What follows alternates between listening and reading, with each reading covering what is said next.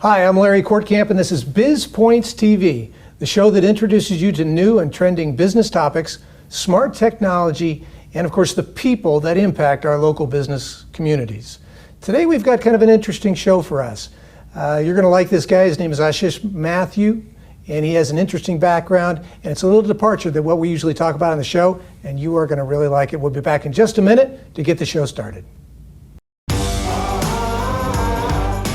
Create a stronger and more dynamic business. Larry Courtcamp, founding partner at the Courtcamp Group, talks with industry insiders about trending topics moving the needle for local business today. Here's your host, Larry Courtcamp.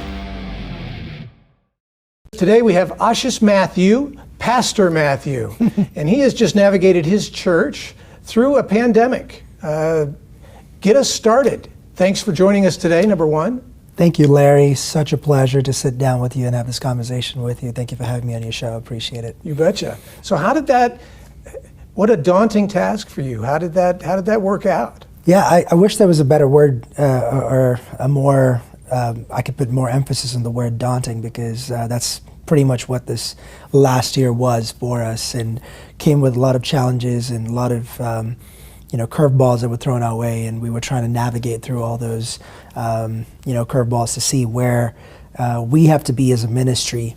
But I think with those challenges came new opportunities, and we were posed with this huge task of resolving to evolve. It's something that we've been talking about, or a key word for us as a team. How are we going to use this as an opportunity to evolve as a organization? What are we harnessing? What are the tools that we're harnessing to make sure that we use every bit of opportunity that we get in order to evolve our company with the changing times? Because yours is not a mega church. You're a small church, and it's very people-centric. It's a lot of hand-holding and hugging and support, and going from that environment to a Zoom call. Yeah. That's quite a shock. Yeah, we were. At the time that the pandemic started, which was around, I would say, February, March, around that time of 2020, where all the businesses were like, man, we got to close down. Churches were like, oh, we got to transition to being online completely. We were at a year and a half. We were a year and a half old, like not even a fledgling church, if I may. And being in that position, being in that place of not knowing what the future holds. We had a few people that started to attend, and then we were portable. So we're a portable church for the last 2.5 years. And being a portable church came with its own challenges of having to set up and tear down. We started in an elementary school, and then we moved to a theater in downtown Plano. But every single Sunday we pulled a trailer that was 16 feet to the venue, and then we would unload all our carts that had all our equipment in it. We would set up, we would tear down, and it went from that to one Sunday us having to say, guys, we're not going to be able to do this anymore. And the only thing we had in place at that point in time was a camera that would actually record our sermons, and we would post it on YouTube. In a few days after the service was done. That would be on a Tuesday or a Wednesday, and since we didn't have too many staff on board at that time, it would be whenever somebody got to it, one of the volunteers got to it. And we had to resolve to say, okay, how do we transition from that, where people are not going to come in person anymore, to present a service for them to be able to watch? And it had to happen over a week, where we were like, okay, how do we live stream? We don't know anything about live streaming. How do we learn? How do we go through this entire process? And we had this amazing team that came together and started brainstorming, started learning from one another, going on YouTube. Of course, YouTube University is one of the biggest universities around, and there's nothing you can't learn on YouTube and Google. So it was, okay, Google, or okay, YouTube, now tell me what to do, kind of a deal. And we had to bring everything together, get all the talents in the room together to say, okay, how can we harness everybody's talent together to be able to put on a service within a week for people to be able to watch on a Sunday morning? And you, this is your passion that you do, but you're also a small businessman too, Yeah. and we'll talk about that a little later today. Yeah. But you actually are a business person. You run a viable business. Yeah. It's not a ministry. It's a Yeah. real business, Yeah. and luckily for you, it has some video capability to it because you do some videography with it. So it's not like you were unused to at least the medium, but changing from just videoing a service to going to a live stream event on a weekly service, that is pretty amazing that you were able to do that. Yeah. And on a budget. We're not talking, again, a mega church. So getting the help from your flock and helping you the people that are involved in your church are just wonderful in helping you do that. And full disclosure, Ash and I are friends, and we've known each other for a long time, and you have a lovely family, and the family is involved in that. And taking this production on the road was daunting too. And congratulations are in order. You do have a facility. Thank you are you. no longer a traveling band, my friend. You now have a place to we finally to hang have your a venue. hat. Yeah, absolutely. Thank you very much. We just signed a lease on a 6,500 square feet space in Plano, in West Plano of Custer and Parker. And we're excited about the proposition of starting to build out over there, which we start here in a few weeks once all the permits are ready. But we're excited about that. But yeah, man, honestly, we had this amazing team that came together. The knowledge of technology as far as the video capabilities that needed to go into the whole live streaming setup was something that I had as well. Even though I didn't have any knowledge on the live streaming part of it, it was more of, okay, I know about cameras, we know about lighting, we know about cameras, we know about all this stuff. Now, how do we figure out audio? Because we all know that good video without good lighting and without good audio is bad video. It doesn't matter how good of cameras you have. It doesn't matter what kind. It could be thousands of dollars worth of equipment and cameras and lenses, but if your lighting is just bad and if your audio is terrible, you have nothing. So we had to get all of that in place, and like you said, on a budget. And we, by God's grace, our audio guy used to be a DJ with a traveling band for a very long time, and he joined our team very shortly before the pandemic hit. And he said, "Hey guys, I've recorded before, I've mastered before, I've produced before. Let's try this. I'm an old dog, but I can learn some new tricks." So he took it on himself to invest in stuff and to invest in gear that could actually facilitate this entire recording process. So we went from not knowing anything to stream to all these guys coming in, and we would come. The first service that we had, or first recording that we ever did, was in our living room because nobody wanted to see anybody at that point in time. Everybody thought everybody had COVID. So even though no one did, and I don't know if I want to be around you right now. Our band didn't want to be together, and a lot of that was us. We said, you know what, everybody just play it safe. So our first recording, it was my wife on a piano, and she can sing, so it was her and a piano, and we were recording out of our house, and we would record it, send it, online to our guy that would master the audio. So we had a few songs, and then it would be me on camera on the message. So luckily we had all that at our house, and then it went from that to the next week trying to find a common venue to actually go, and maintaining 6 feet distance and making sure that nobody caught COVID from each other. And again, even though no one had it, and no one did have it through the course of the entire year, it was just having those measures in place. It really tickles me listening to you talk about it, because it is small business, and hearing your challenges that you faced and how you have to surmount those challenges. You've got your product's a little different maybe than somebody else's product, but how you bring those products to market, right, and satisfy your customer base, and to hear you talk about making the audio good, and we stress that all the time. Anybody can hold a video, a camera up and take their own selfie, but to create an audience and a product that somebody really wants to take time to listen to, that's difficult to do, and it takes people that have good vision for that, and obviously the heart that they want to put in there and make the product as good as it can be. I'd like to get more into the business side of what you do when we get back. Sure. We are a business show here, so we got to stick a little business. We're going to take a quick break, listen to a couple of our sponsors, and then we're going to be back in a minute for more with Ashish Mathews.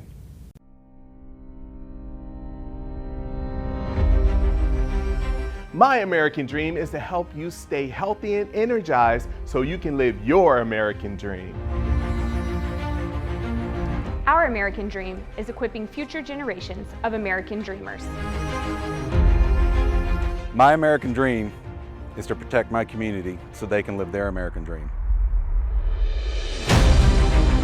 My American dream is to bring you some spice and flavor to your life. Our American dream is ensuring what's most valuable to you. Our American dream is creating opportunities for healthcare providers so they can have their American dreams. My American dream is serving our business community and advocating for all of your American dreams.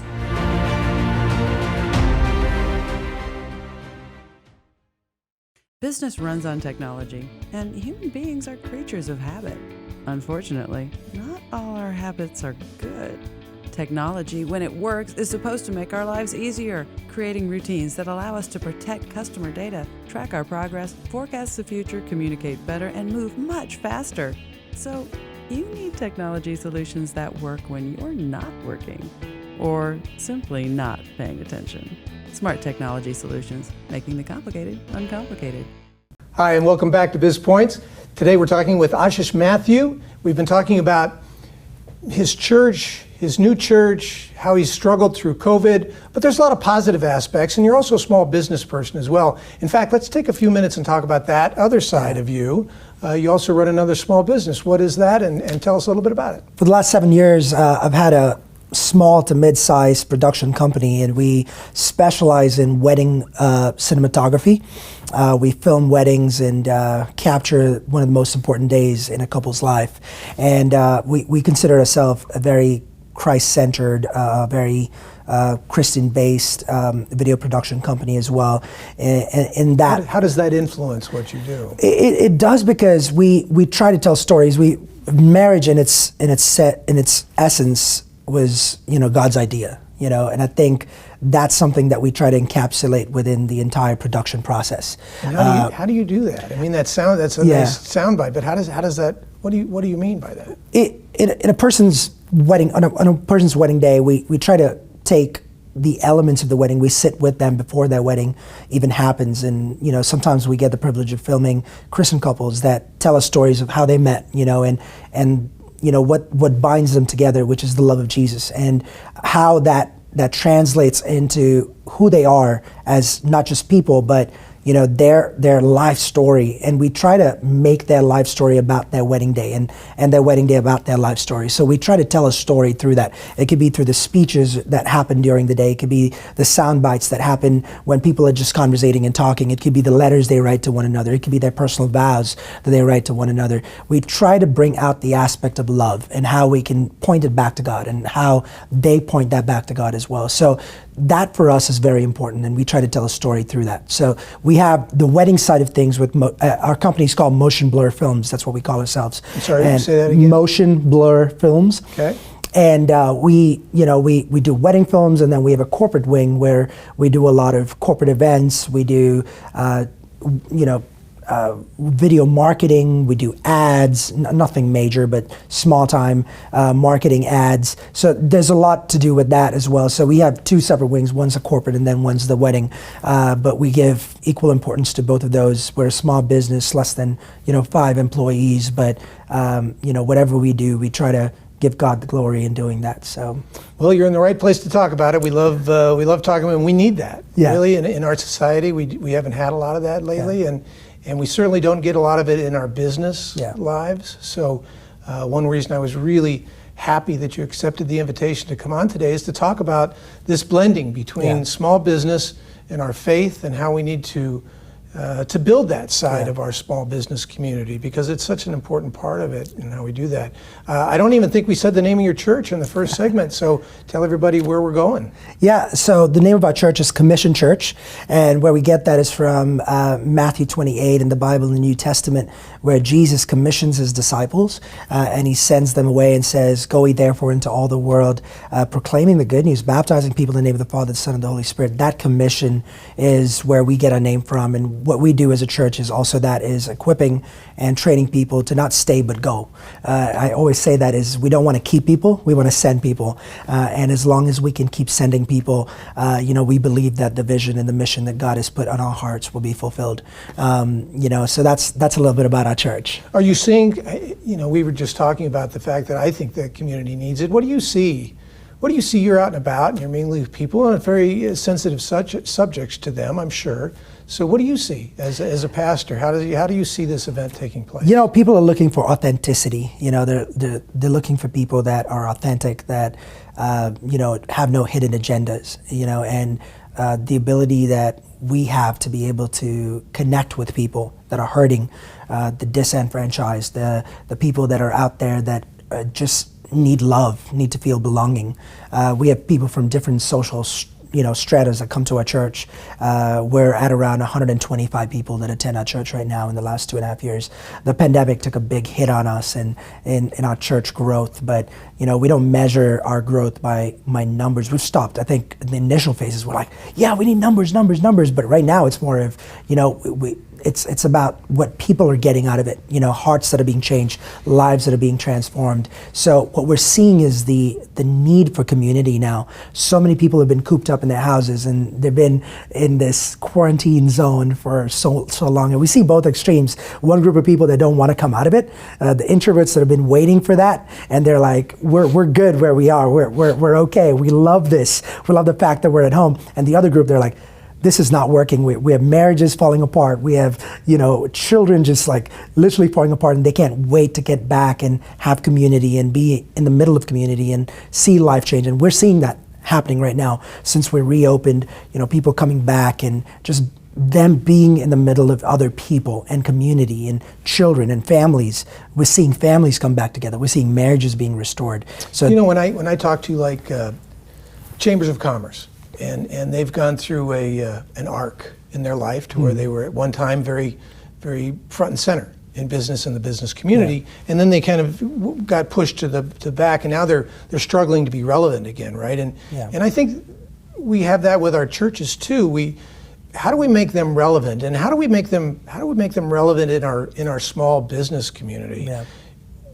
You know, my associates and I, we talk about small business in America, that we really are the backbone. You can't have a society that works by itself without having a strong small business community, because they kind of set the pace for everybody, right? And they're the daredevils. So they go out there and just a wing and a prayer, and they make it happen, and they open up that little store, and they fight like the Dickens to get it in there, and they employ their neighbors and their friends. Yeah. So what position do you see? How does your church fit into that puzzle? Very great question. We've been very intentional about embracing small businesses. It could be the small business in our community, and that starts from the top. We, you know, embrace our schools, we embrace our policemen and our, you know, armed forces. You know, we celebrate them, not just. And it starts from that point where we lay that culture out, and we set that example with our small businesses too.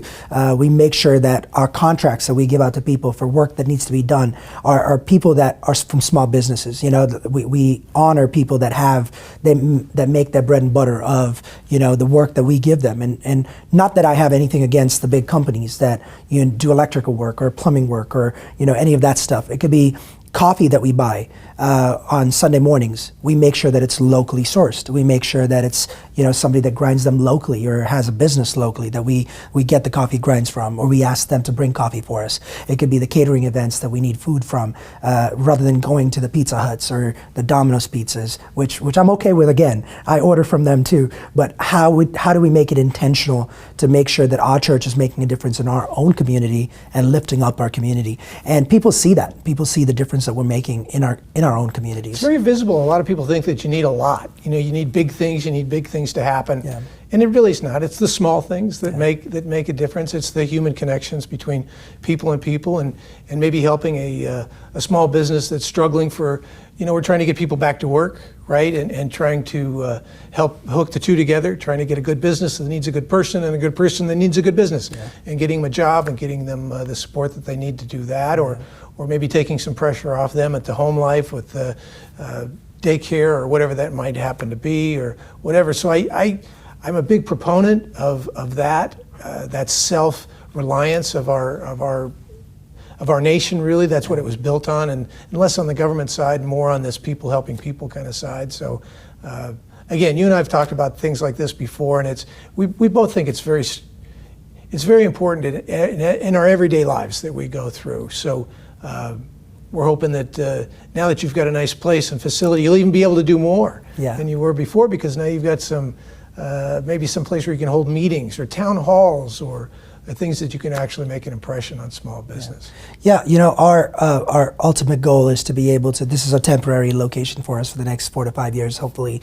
And then once we get our own space, this is a lease space, when we get our own space, we want to do a sort of a dream center, and what that would be is, you know, bringing in people that, you know, it could be single mothers, it could be, you know, addicts, it could be people that need restoration in their lives, to be able to provide. We want to be a watering hole for people to come in and seek restitution. You know, that's our eventual vision, and that's our eventual Did you hear goal, that? He says 4 to 5 years is temporary. That's what we like to hear. You're here for the long term.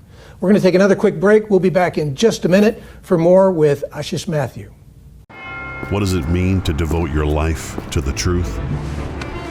Does it mean investigating communist subversion here in America? Does it mean exposing the deadly fentanyl crisis in the Midwest?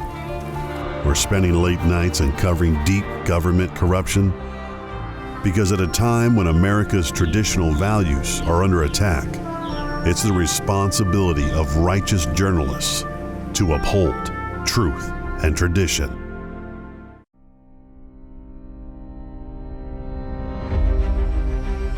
My American dream is to help you stay healthy and energized so you can live your American dream. Our American dream is equipping future generations of American dreamers. My American dream is to protect my community so they can live their American dream. My American dream is to bring you some spice and flavor to your life. Our American dream is ensuring what's most valuable to you. Our American dream is creating opportunities for healthcare providers so they can have their American dreams. My American dream is serving our business community and advocating for all of your American dreams.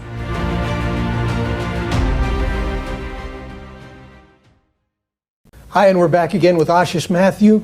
Before we took our break, we were starting to get really into the nuts and bolts of how a church and a community really work together. And I know you've got a lot of strong feelings and some great ideas on how you envision that. So let's continue on that vein. What other local outreach do you want to try and do with your church? You know, our eventual goal is that we want to make sure that we are a dream center. It originates from in Phoenix. There's a church out there in Phoenix that has a dream center for, you know, people that are hurting, and you know, our church particularly, we are blessed with people, or I feel like God strategically brought some people to us that are from the mental health field. Myself, I finished, when I got done with my graduate studies, my first master's that I did was in clinical psychology. I did my master's in clinical psychology, graduated with that, and I worked with Dallas County's MHMR, Metro Care Services, worked with kids who had Asperger's and their families, and I don't know how it worked out, but we have so many mental health professionals in our church. We have other medical professionals as well, but mental health professionals, we have social workers, LPCs, you know, some licensed marriage and family therapists, and our goal is for them to come and find a place for them to use their gifts and their talents for the restitution of people. You know, we want to be that watering hole where people come and lives are changed. You know, we want to see them. We want to be a place, not just as a place that people see.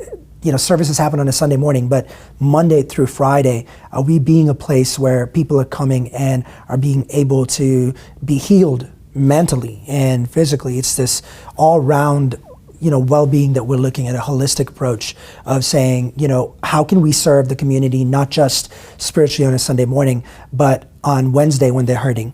You know, when a kid runs away from home, or when a single mother is at wit's end and she has no idea what to do we have a place for her to come and drop her kids off and say, you know what, I just need a few minutes to talk to somebody. Boy, you know, all these things you're saying are so important. Yeah. You know, for the past year and a half, and regardless of what the conditions were that instituted it, people have been trying to keep us apart as humans, and we don't work well that way. We need this human contact, and we need other people caring about other people, and how we move forward through that. And societies aren't built on fear, and our society is currently very fear-based on a lot of different fronts. And the only way we make that a change is exactly what you're talking about doing. And a lot of it is, again, it's not big things, it's small things. It's one-on-one conversations. It's people helping small people, to help the people within your circle. And talking about Monday through Fridays and Monday through Saturdays at church, that's so important. The church isn't on Sunday, it's every day, you know, and how can you be a part of every day for these communities and our community to make it different than what it is today? You touched a little bit on you, and we haven't told everybody about you. I know you're a techie like me to a certain extent, because you got your other business going on, but you also have a great family structure and how you got into the ministry as well. Can you share with us a little bit about your background? Yeah, you bet.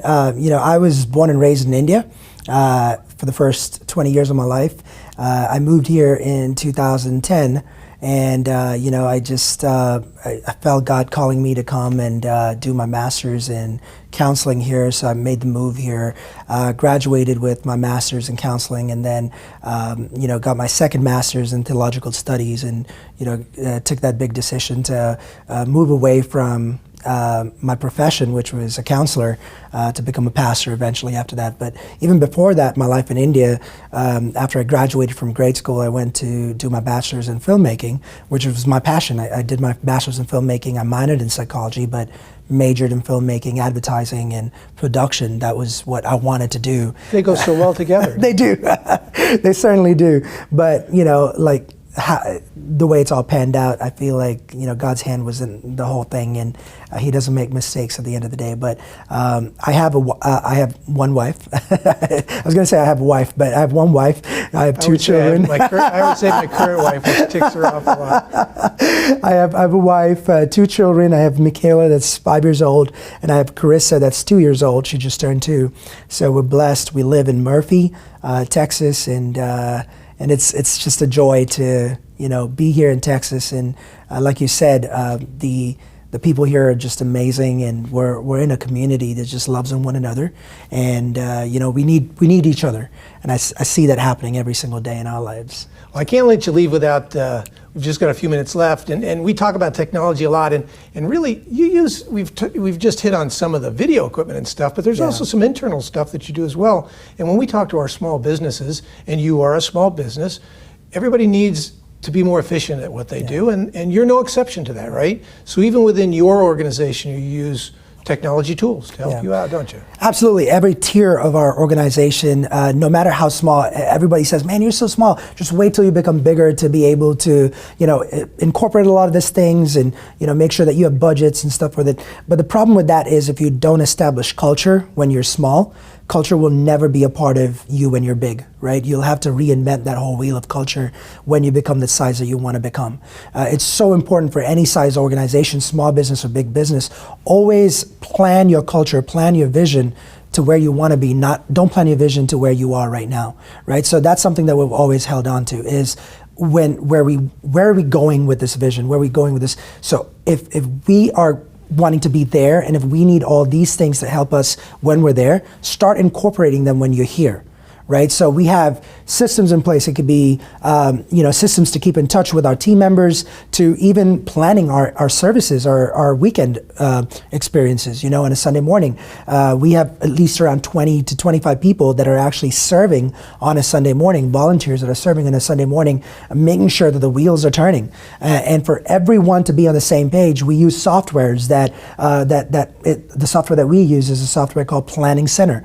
And essentially what it is everybody has an account, and if somebody signs up to serve on that day or is supposed to work on that day, they get added to a roster, and everybody on that particular day gets to see who's serving in what capacity. So they know who's singing, they know who's playing the guitar, they know who's saying hello to people, who's opening doors for people, who's making sure coffee's there, and who's making sure the kids are taken care of, and who's in the nursery. And everybody, the person in the nursery knows who's on stage. So everybody, there's this transparency all across the board because of technology, because they have it at the swipe of a finger. They know who's doing what, and that's because, technology allows us to do that. And we harness every technology out there to be able to make sure that we have a flawless system, or a system that's rooted in excellence. Well, it's good to hear you talk about that stuff. And before we let you leave, because we're going to be wrapping up here in just a minute, but how do people get in touch with you?